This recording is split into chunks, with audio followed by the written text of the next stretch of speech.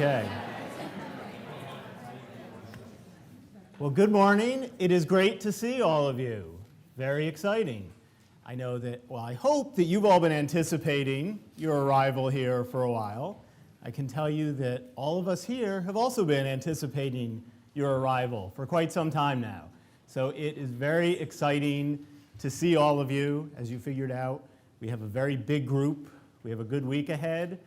And I'm very happy to welcome you here. So I'm Ross Rubenstein. I'm Associate Dean of the Maxwell School, Chair of the Department of Public Administration and International Affairs. You probably figured that out already, so that's your first test. And so for most of you, welcome to Syracuse. Welcome to Syracuse University. I know I see some familiar faces, so I know that some of you are old hands already, but for the rest of you, welcome here. And for all of you, welcome to the MPA program here in the Maxwell School. So as I said, we're very excited to have you here. I know that you'll be hearing lots more welcomes over the course of the next week and even over the next few weeks and beyond, probably for the rest of the summer. But before you know it, you're all going to be veterans here. And you'll actually be the ones welcoming the next group of students who arrive on campus in the fall. And probably right now, I'm guessing that next June, late June, seems like a very long way away. But I can tell you, and you can confirm this with our outstanding group of GAs, who I think most of you have probably already met already, that next June will get here a lot faster than you anticipated. And for many of you, I think also probably faster than you might have wanted. Though again, probably hard to understand that now. But next year, when we're all over in Hendricks Chapel at the Maxwell Convocation, I think you'll probably have a better understanding of that. Over the next week, we have, I hope, a very useful program. I hope a very interesting program. You're going to be meeting faculty members. You're going to be meeting all of the staff. You will be meeting a number of distinguished alums, many of whom are coming back from all over the country and all over the world to meet with you. You're going to hear about policy and management challenges that are facing organizations and have been facing organizations in working in the current very difficult fiscal climate. And that's the theme of the week, as you probably all noticed. And unfortunately, it's an ongoing theme, one that we've been able to use for several years, but we hope that there will be a time when it's an obsolete theme and we have to move on. Over the course of the week, you're going to learn about the school, you're going to learn about the region, you're going to learn about the city, you're going to learn a lot about your classmates, which, as I'll stress again later, is very important. You'll eat some barbecue. I hope also you're going to have some fun. I'm fairly confident that there will be some fun involved in this week. And then next week, of course, a week from today, that's when the real fun starts, because that's when you begin your first full course here in the Maxwell School, Public Administration and Democracy. So, as you've probably figured out, get ready, because there is no turning back now. Now, I know that this is probably a big challenge for a lot of you. Many of you have been out of school working for a number of years. Some of you just moved here within the past week. Many of you moved here within the past week from other countries, or even within the past few days. And so I suspect that some of you might have a little bit of uneasiness or maybe a little bit of queasiness about embarking on a new adventure, a new challenge like this one. But I also think that your willingness to take on experiences like this and take on challenges and endeavors like this one that might push you out of your comfort zone is probably one of the reasons why you wanted to come here, and one of the things that helps to define each of you. And it's also part of the reason that we're so excited to have all of you here. So the next year, I will not lie, it's going to be challenging. At least I hope it's going to be challenging. If it's not challenging, then we're doing something wrong. But that's a big part of the idea, is that we will be challenging you and pushing you. And like any good educational organization, we're going to try and present you with challenges that will break down your old ways of thinking and doing things, and present you with new ways to do them, new approaches, new insights. This year, you're going to learn tools from a number of disciplines, a number of different types of skills, from economics, statistics, management, political science, just to name a few. You're going to be confronted with challenges of group projects, as you will learn sooner rather than later. You're going to face real issues of leadership in some of those very diverse working groups. And you're going to learn how to deal with situations where not everybody agrees on what should be done, in what order it should be done, or whether things should even be done in the first place. And so that's one of the challenges that you'll be facing this week and certainly for the rest of your time here at the Maxwell School. In many cases, the people who are forcing you to confront these challenges are going to be members of what, in my completely unbiased opinion, is the finest public administration faculty in the world. They are distinguished scholars, highly experienced practitioners, and also leading thinkers in public management and policy, representing a wide variety of disciplines and backgrounds and fields. But at Maxwell, one of the things we pride ourselves on, and one of the things that I hope you'll find while you're here, is that there is no trade-off between research and teaching. The faculty's scholarship produces cutting-edge insights into policy and management problems, but they bring these insights into the classroom. Our faculty are here not only because they're highly experienced researchers, but also because they're fantastic teachers, and they take their responsibilities to you inside and outside the classroom very, very seriously. I should also mention, speaking of outside the classroom, that you will probably face some challenges outside of the classroom and outside of school. For example, it's probably hard to believe right now, but you may have heard a little bit about snow. And believe it or not, come maybe November, December, although you never know, if it's like last year, maybe it won't even be that soon, you might start to see some white flakes falling from the sky. You may have heard that we average in a typical year 115 inches of snow, although last year we had a very underwhelming and disappointing 50 inches. So don't let the GAs tell you about trudging through 8 feet of snow to get to class. I'm not sure that that happened this past year. But believe it or not, also, even if we get 115 inches of snow, or like my first year here, 180 inches of snow, believe it or not, spread out over 4 or 5 months, it's actually not that bad, which I know is hard to believe. Also, if you're thinking, great, lots of snow days, well, don't count on that. We don't close. Here in Syracuse, we know how to deal with the snow, and actually, you'll probably find that it doesn't really affect your day-to-day life very much, believe it or not. And if you really, for some of you, this is just going to be another challenge, another opportunity to learn new skills.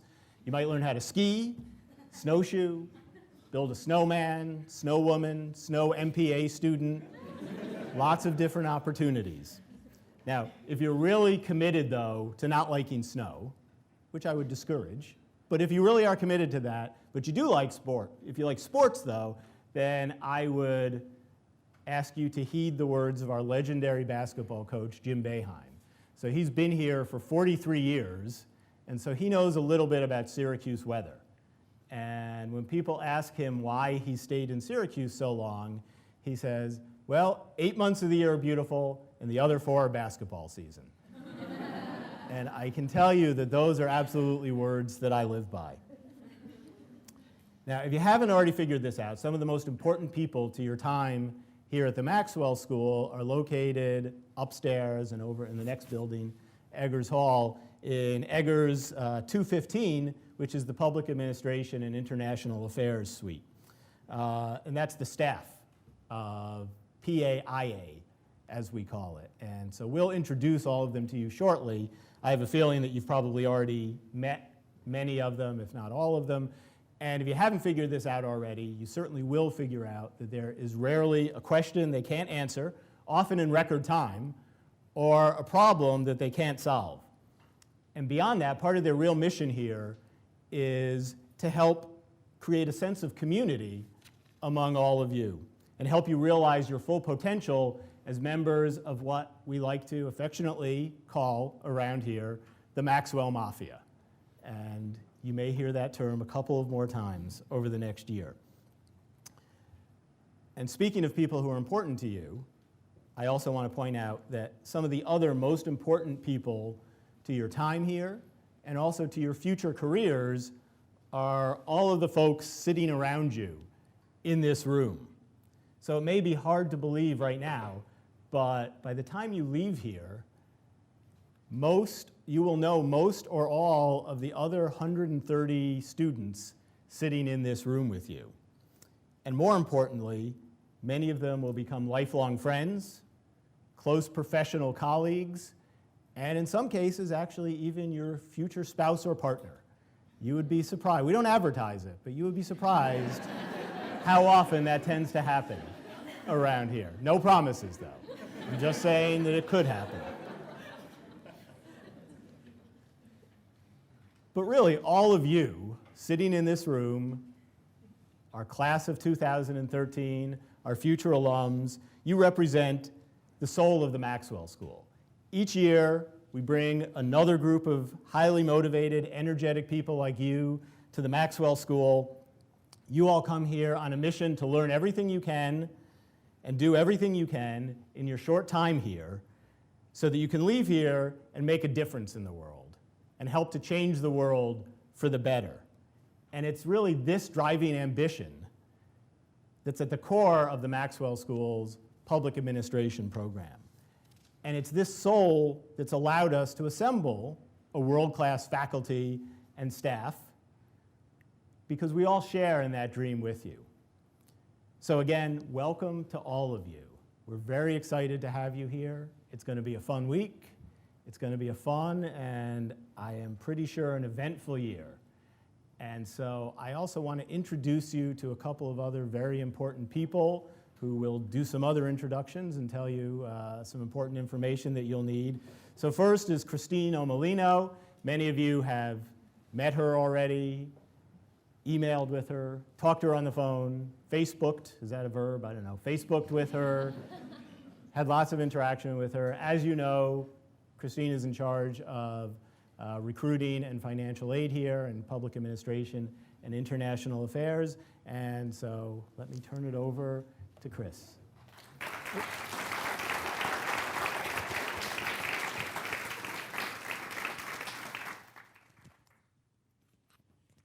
Good morning, everyone. Is this on? Hi. We're very excited to welcome you here today. I can't wait to get to know all of you in person now. I know a lot of names. I know them, you know, your first name, your middle name, and your last name. So I'm excited to now know the person behind all of those papers and emails and phone calls from afar, and the people who were close by that came by to meet us today. So I'm just delighted to welcome you all today. I think right up there where Justin's sitting is where I sat when I was an MPA student in 1995, so 17 years ago. It's a tradition you'll share with all the other graduates you meet as you go through this program and as you leave these doors a year or 2 years from now. And the word colloquium will always bring back, hopefully, warm and exciting memories for all of you. And it does for me. And this is just a very, you know, we're not sure if last Friday when we graduate is the happiest day of the year or today when we welcome all the new students. I think they're both, for me, the two best days of the year. And they're right back to back. And we're going to fill the rest of the year with lots of great memories, challenges, excitement, learning, and really wonderful special times that you'll cherish, hopefully, for the rest of your time here.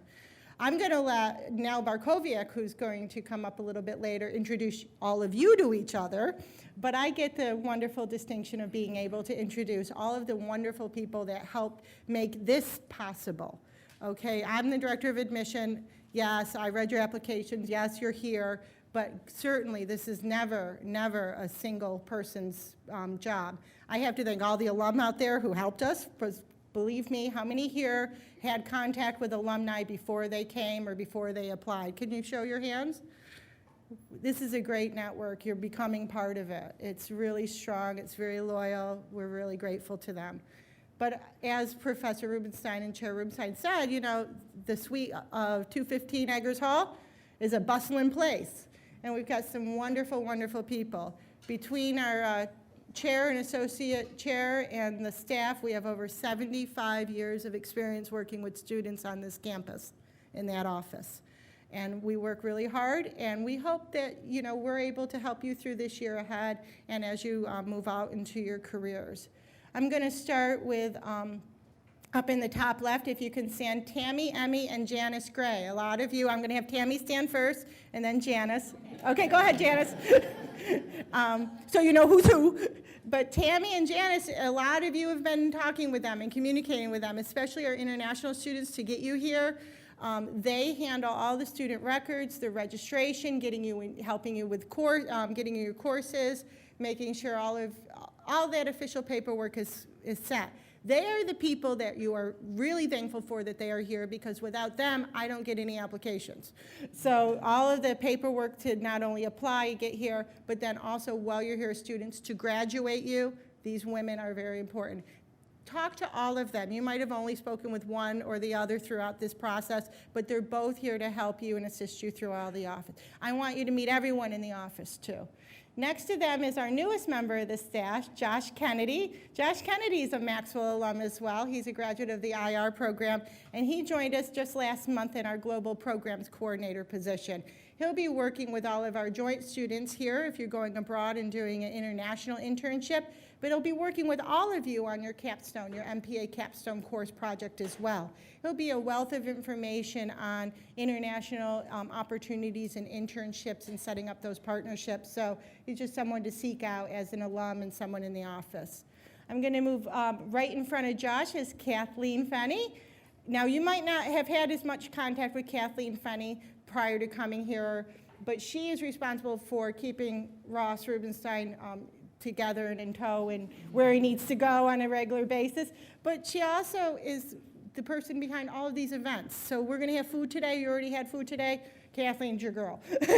Graduation ceremony, putting together the program. You'll be hearing from her a lot then too. And she'll work with some of the student groups over some of the events over the year, not as directly, but when it comes to these big events. So definitely reach in and go in and meet Kathleen. We have over here to our right, we have Heather Binion. And Heather Binion, you probably, yeah, see, you've got a lot of emails from Heather. Heather's kind of the first person, the first point of contact for if you just called and said, this program kind of looks interesting. Could you send me some materials? Heather sent you that material. She got back to you right away. She tweeted with you. I don't tweet, I'm sorry. But Heather tweets. She tweets for the office. She updates our Facebook page. And she'll be giving you lockers later in the week. So talk to her. She's a wealth of resources, but again, right at that front desk. And just to her right, many of you met Andrea Acey out on the road this past fall. Andrea helps me with a lot of the recruiting in the fall. She'll travel, but she's the budget person. She controls all the money. So we're all very good to all of our staff, but Andrea, especially around payday. And Andrea will work very closely with all the student groups that are here with your budget, with your finances, so you'll get to know her very well if you take on those leadership positions, and we hope that you do. Now, we're a great staff, and we work really hard, and that's all of us. That's all there is. John McPeak, our associate chair, is out of the country and not here today, but you'll meet him soon. But other than that, we call in the reinforcements for a day like today. So we have 5 of the newly minted graduates of the MPA class from all of Friday here with us, and they'll be with you. You might have already been communicating with them and seeing them over the weekend, but you'll see a lot more of them this week. I'll start in the front. Faith, Abby, I said it wrong, Faith. Faith from Nigeria is here, and he'll be here next year as well, part of the year. And I heard newly engaged, yes. Joe Robofsky.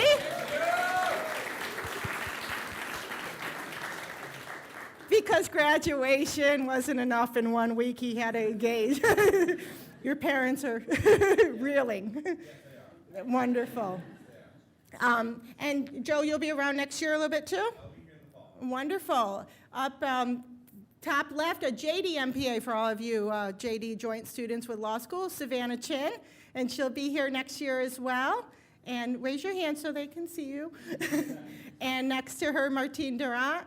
And Martine is actually graduating and leaving after this week, but she didn't want to leave right away. She wanted to get to know you too. And we have, Rosa. Rosa is over here on her left, and Rosa's a Fulbright scholar out of Russia, and she'll be around next year, hopefully, it looks like, too. She's got her fingers crossed. So I wanted you to get to know them really well. And now another person you're going to get to know really well is NELL BARTKOWIAK, and I mentioned her earlier. Nell's going to come up, and Nell will be your Director of Student Services. She's going to help you with academic advising and curricular matters throughout the year. She works closely with our faculty. She sat on the curriculum review committees for both programs. Very busy and wonderfully warm and welcoming. And what she's got the privilege of doing is kind of telling you all a little bit about yourselves. And Nell's a graduate of Columbia and has been at SU for a number of years. So, Nell?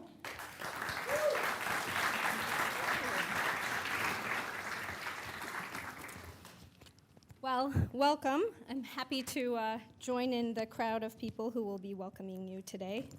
If I can figure out how this mic works, there we go. So I did not have the privilege, like Chris did, of getting to know you all through the applications that you submitted. And so I spent some time last week sorting through all your applications and looking through your resumes and getting a sense of who everybody was that was going to be joining us this year. And you are just an incredible group. I'm really excited to have the opportunity to get to work with you over the next year or two, depending upon how long you'll be here. But in lieu of some uncomfortable ice-breaking events, I figured I would just tell you a little bit about yourselves. And I may have you stand up or raise your hand occasionally. So that level of participation hopefully will not make any of you uncomfortable. All right, so this group of MPA students that you are part of is one of our largest classes, actually, and we are so delighted to have you all here. There's 129 of you, and you are quite a diverse group. Over 20% of you are from outside of the US, from over, I think we have 18 countries represented. So we have students from Afghanistan, Canada, China, Hungary, India, Indonesia, Iraq, Japan, Jordan, Lebanon, Mexico, Pakistan, Paraguay, Peru, Romania, Singapore, South Korea, and of course the United States. So it's quite a group, and we're so excited to have such a diverse group here. Now, of those of you who are from the US, I'm sure, actually, before I move on, this was from just the country of citizenship that you put on your application. Are there any of you here who claim another country? Maybe you're coming from somewhere else. Sure. Kuwait. Kuwait, excellent. Anyone else? Yes. Germany. Germany, wonderful. Did I miss any others? Yes. Kenya. Kenya. Oh, okay. That's okay. Pick whatever country you want. But you know, this is just a wonderfully diverse group, and beyond you all, we actually have another class coming in the fall that will be within this department too, students pursuing the international relations degree. And so among both cohorts, there's going to be quite a lot of diversity. It's really a great opportunity to meet somebody and get opportunities to visit countries all over the world, if you'd like. So from those of you who are from the US, we have a lot of students from the East Coast and a lot from New York State. And that's probably the largest state that we have representation from. But the second largest state is California. So we have a lot of folks who have traveled from across the country just to join us, and we're delighted. And then we have quite a few also from central and midwestern states. So I apologize for not having the list here, but we've got folks from all over the country, so welcome. The average age of students in this current class is 26, but we have students who are just coming right out of undergrad at 21, and we have students who are coming from a wealth of experience at 41, so it's quite a range.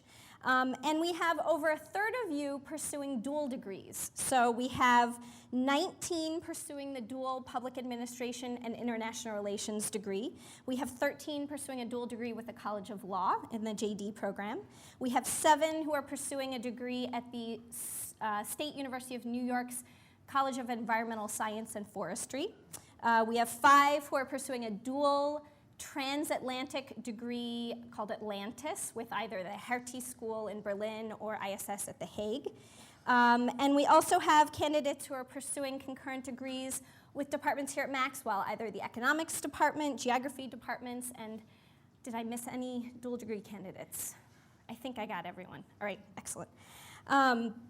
We also have a very impressive group of students who are coming bringing some substantial honors and accolades with them. We have 6 Fulbright students.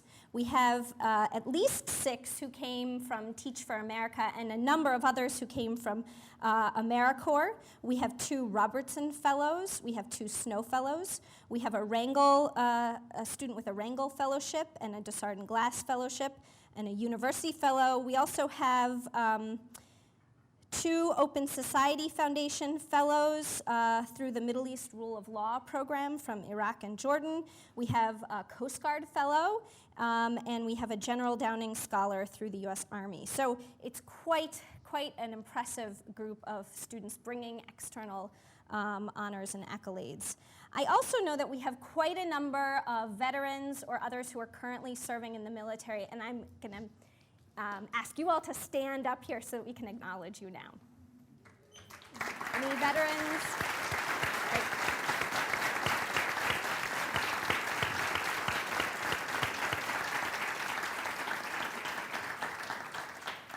Thank you. I also, because I wasn't able to pick this apart from all of your resumes, but I do know every year we have quite a few who are returned Peace Corps volunteers. If I could ask you all to stand up and say where you served. Any returned Peace Corps volunteers?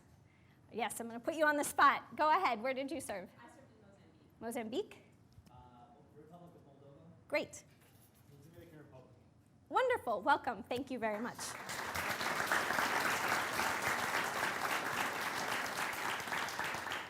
All right. Now comes the part where the rest of you get to stand up. So I want anyone who traveled across an ocean to get here to please stand up today. You don't have to clap. It's okay. Welcome. Thank you so much for coming all the way to join us. Any of you who just left a job, maybe Friday, you said goodbye to your boss, sayonara, I'm going to be gone for a year. Anyone who just left a job, go ahead and stand up. All right, excellent. Have any of you already earned a master's degree or a graduate certificate? Any students who already hold an advanced degree? You can go ahead and stand up, please. Wonderful, thank you. All right, now these are the people you need to remember. So this next group of people, you're from Syracuse, New York, or maybe studied at SU as an undergrad. These are the people who know where to go. You need to remember these folks. All right, quite a crowd. Great, welcome back. Let's see, do any of you have children of your own who hopefully were able to join you here for the year? Wonderful. Good luck on that. These are the guys who know how to manage their time, right? All right. Now, how many of you have come here without a car? It's possible. I'm sure all of you are going to stand up. Go ahead. All right. This is a very manageable city without a car, so you're in good hands. And now the last one, and you got to just admit it right now. How many of you have never seen snow before? Anyone?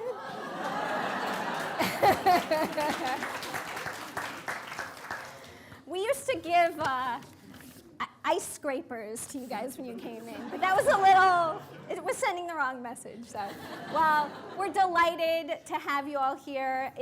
I'm looking forward to working with each and every one of you. I know all the staff is very excited to welcome you. So, congratulations and welcome to Maxwell. Thanks.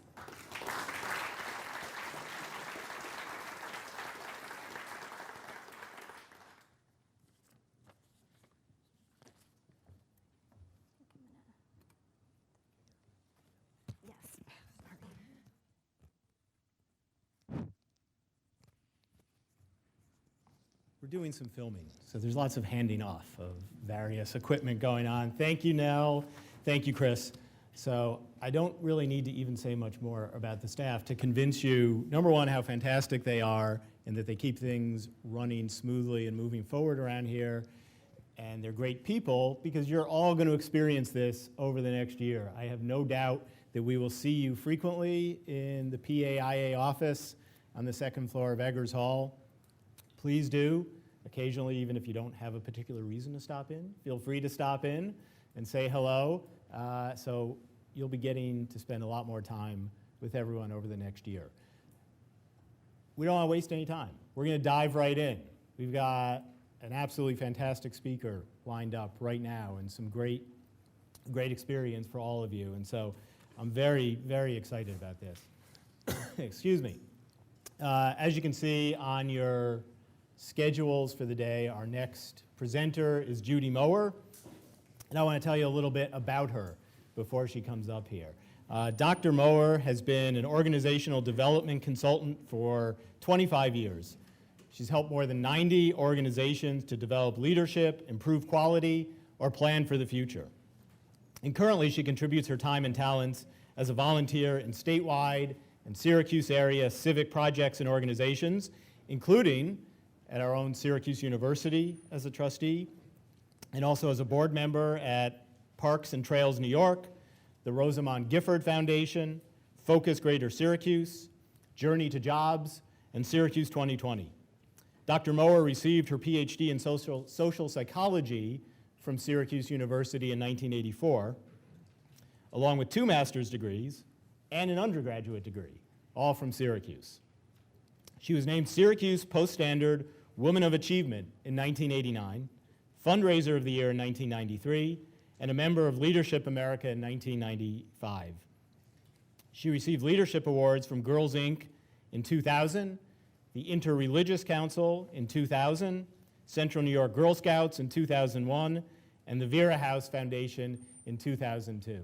And Dr. Mower has been kind enough and generous enough with her time to contribute over the years to the Maxwell School in general, and also to this colloquium in particular. And I know from speaking to our GAs from last year, they always really enjoy this. It's a very memorable experience. And so it is my honor to introduce Judy Mower.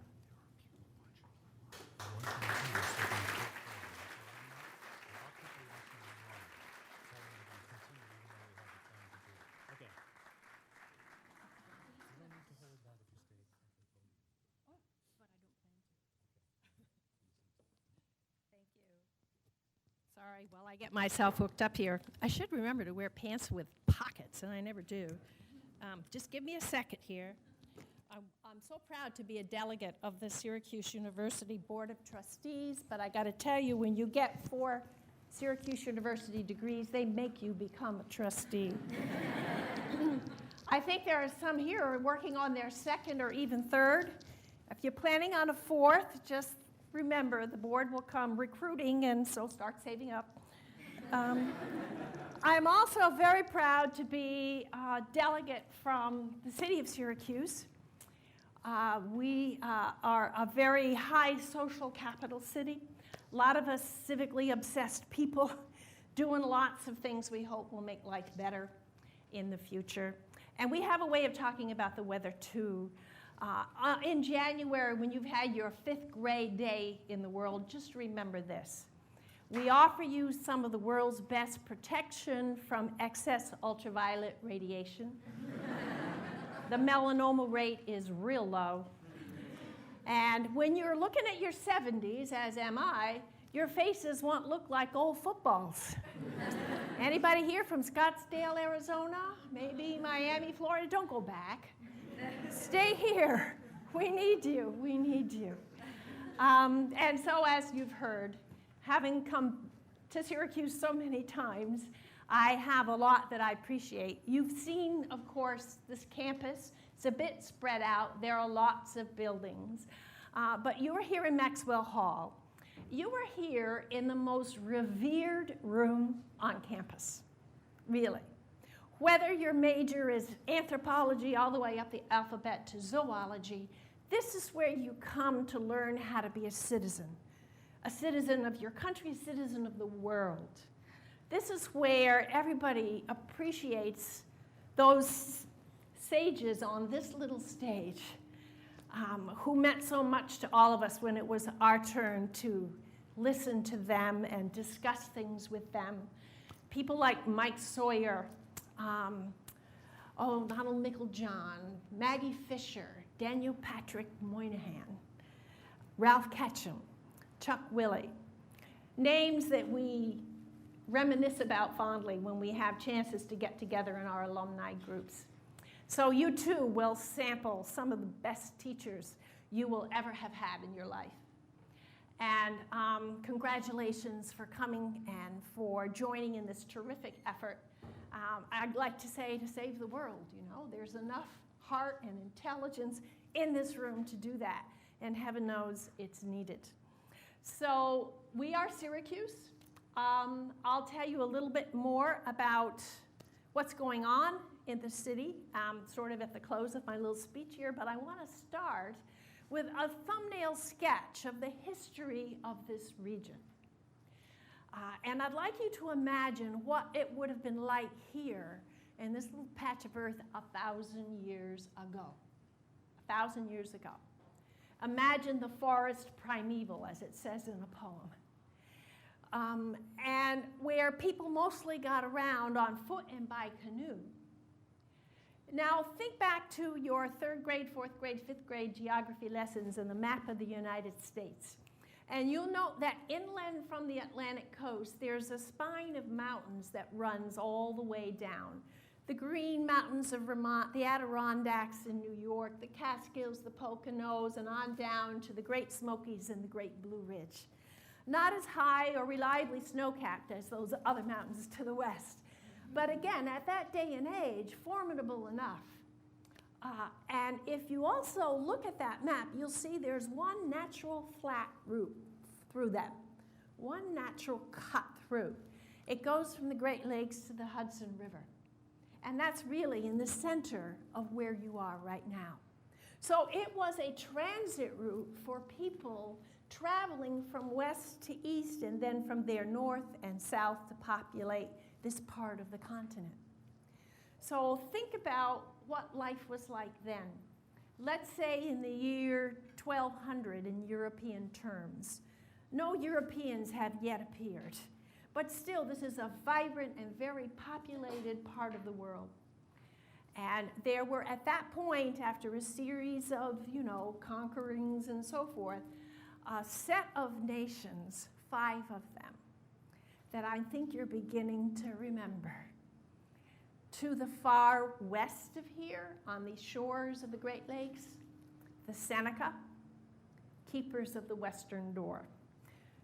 Toward this way, little brother Cayugas. Here in the center, keepers of the hearth, the Onondaga. A little bit to the east, little brothers Oneida. And then keepers of the Eastern Door, the mighty Mohawk.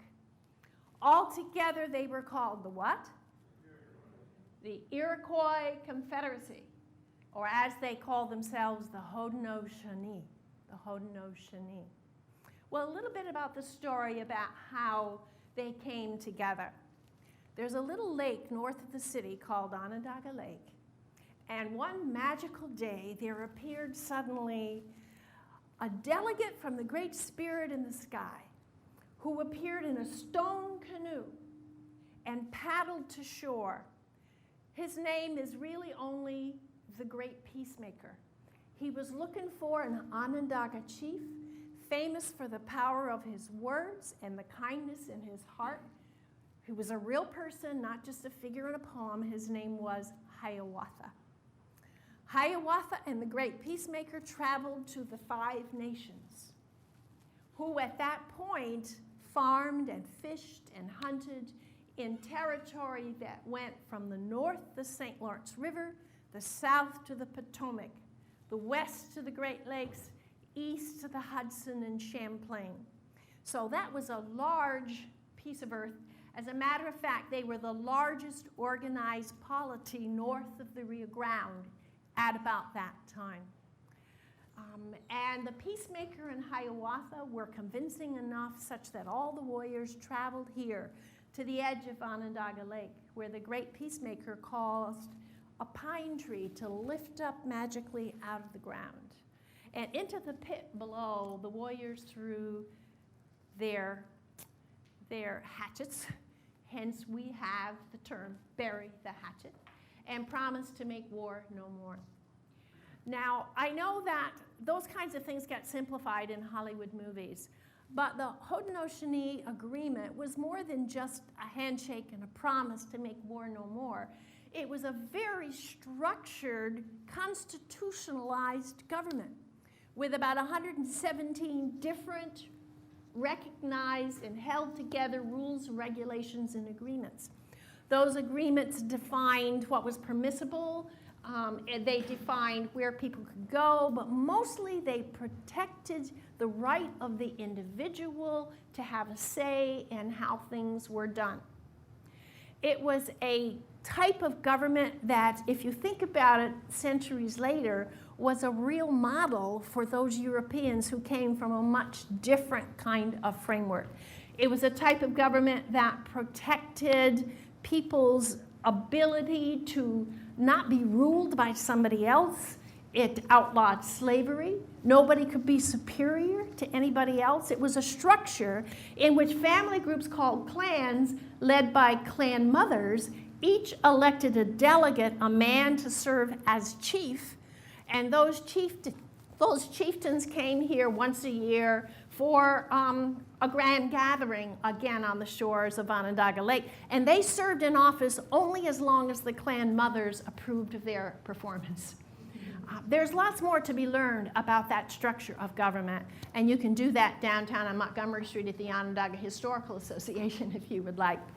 So now fast forward to the arrival from the north of French-speaking proselytizing priests, from the east, Dutch-speaking and English-speaking fur traders. And it was just inevitable that the wars from Europe would get transplanted here to this part in the Haudenosaunee. And what evolved out of that, a war between the British and the French that we call the French and Indian War. That's because the Haudenosaunee allied with the British against their traditional enemies to the north, the Huron, who had allied with the French. And of course, during that war, as you probably realize, a young militia officer from Virginia learned a lot about fighting wars. His name was George Washington. And you know how the results of that war turned out, and Canada became a British colony, as was America.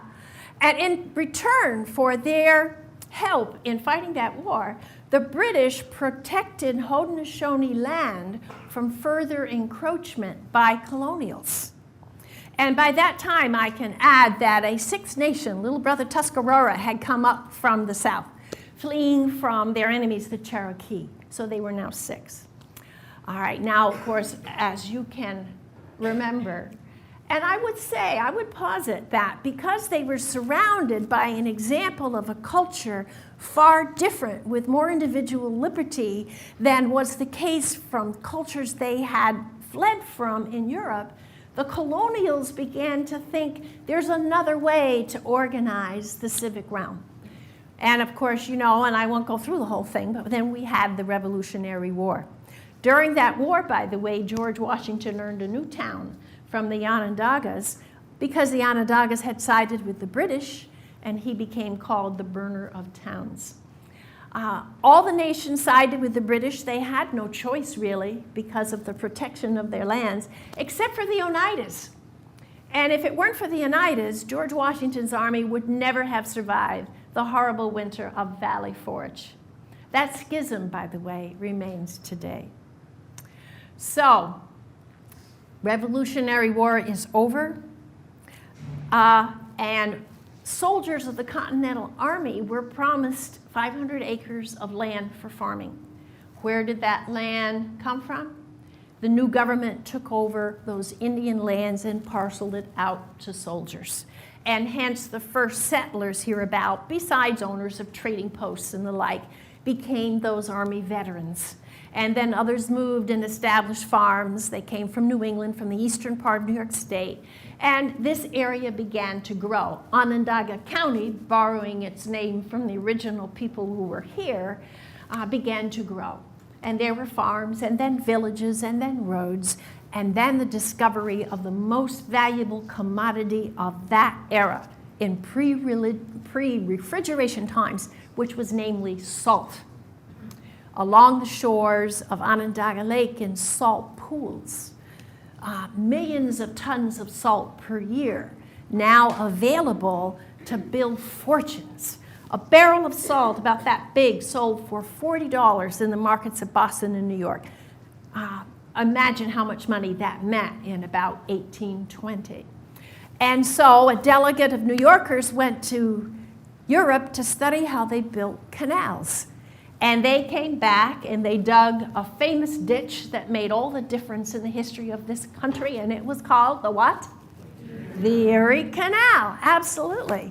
Okay, and eventually, finished up in 1820, it connected the Great Lakes and the growing agricultural Middle West with the Hudson River, down which the barges could go and then out to different ports.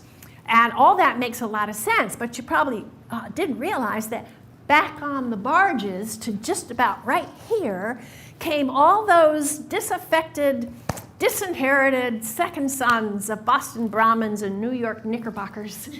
And all the people who had scandalous ideas and get-rich-quick notions and radical notions of the time, they all came right here. And Syracuse in about 1820 was like Berkeley, California in about 1960. It was Hippieville.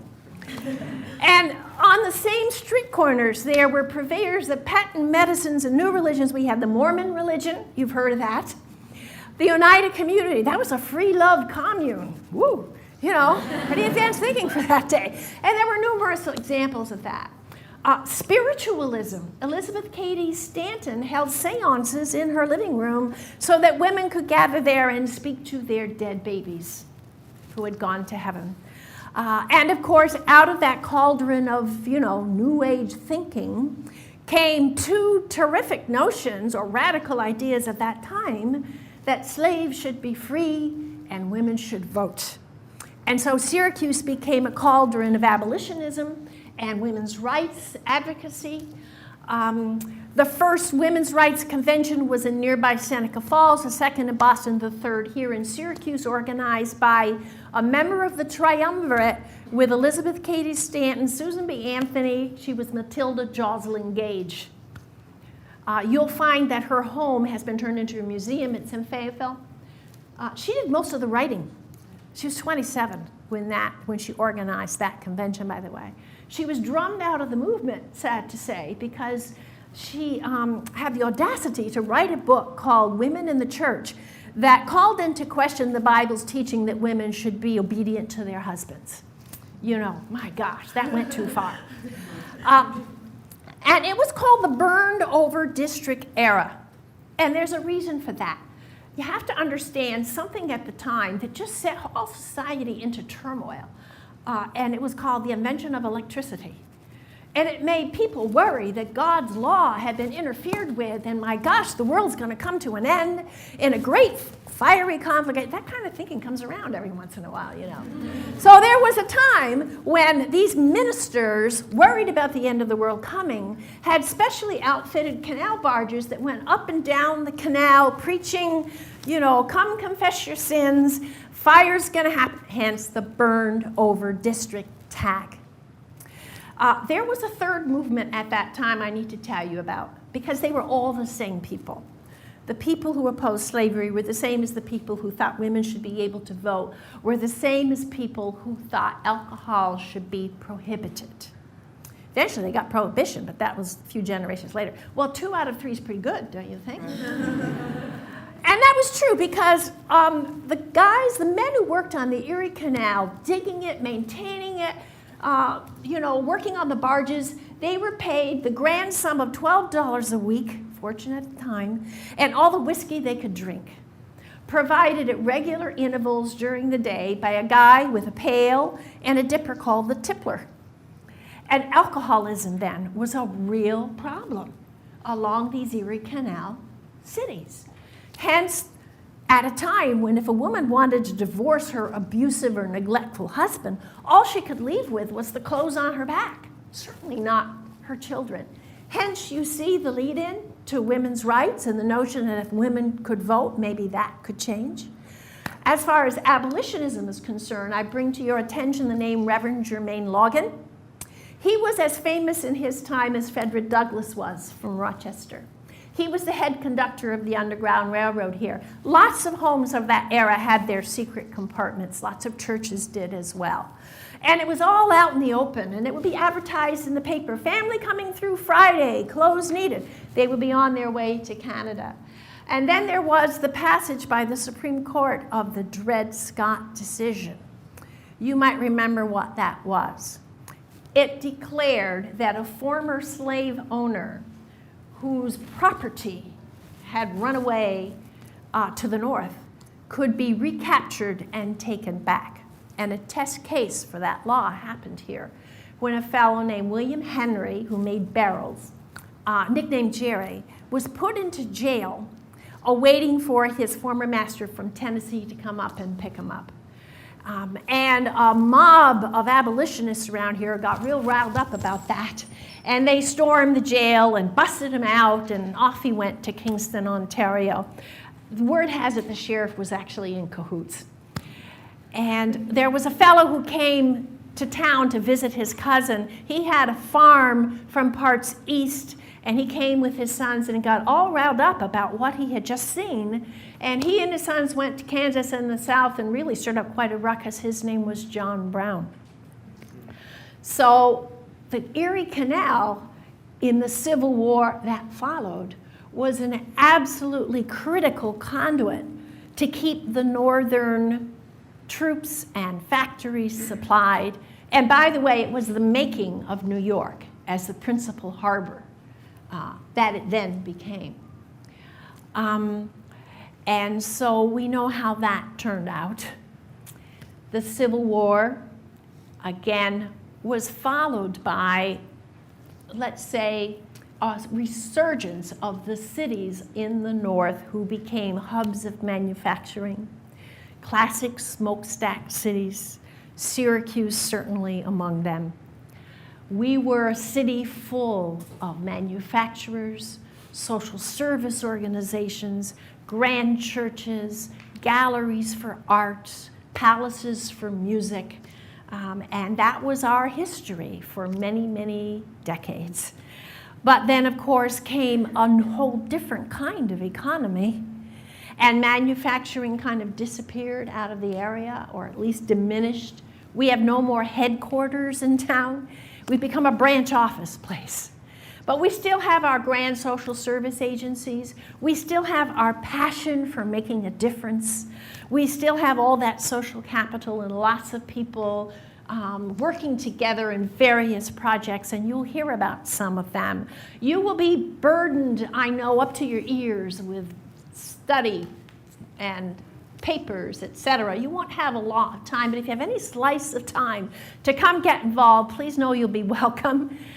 There are lots of different projects going on, and we appreciate leadership and contribution no matter where it comes from, so you will certainly find your niche.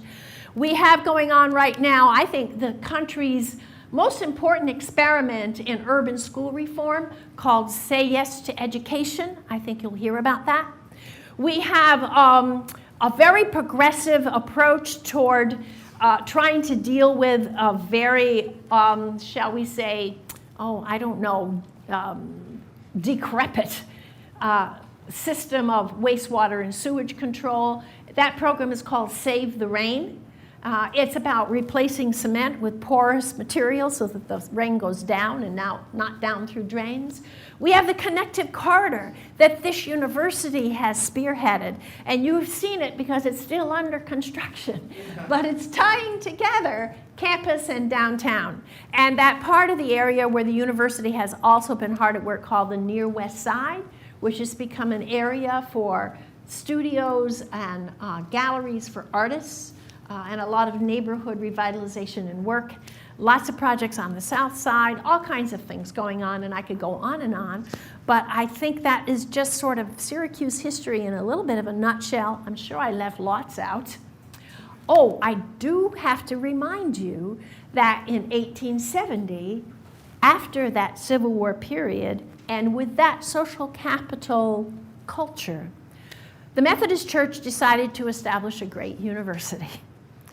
In that day and age, by the way, that was how you got a charter for a college or a university, through one of the denominations. Duke is another one, as a matter of fact. Syracuse University has been secular for decades.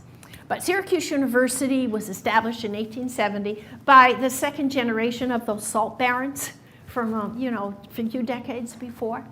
And among other things, it was right from the beginning, maybe again, tracing all the way back to the Haudenosaunee example, it was for men and women. It did not discriminate. And it tried to bring those values into play as buildings were built and courses were designed. Graduated the first African-American lawyer in New York State. It adopted a medical school called the Genesee Medical School that had already graduated Elizabeth Blackwell, and graduated as part of Syracuse University's medical school the second African-American woman doctor. Her name was Sarah Logan, guess whose daughter? And you'll see two streets down there where the medical center still is. It got passed off to the state of New York eventually. It's now SUNY Upstate Medical University. There's an Elizabeth Blackwell Street and there's a Sarah Logan Street. So all the streets around here, you can find the names of those streets. They were names of people who were all important in the founding of this place. So much for the synopsis, and welcome here. And we are now going to give you an opportunity to get to know each other a little better. And it's sort of like, that party game called Categories, except I'll make it sound much more sophisticated. You're going to get together to talk about how you like to learn, and how you like to work when you're in a group project, and finally, how you like to lead in the civic realm. So while I get that together, and your assistants, your graduate student peers are going to come down and help you with that, I need you to put your name on your folder, tuck it under your chair, because you're going to be moving around the room.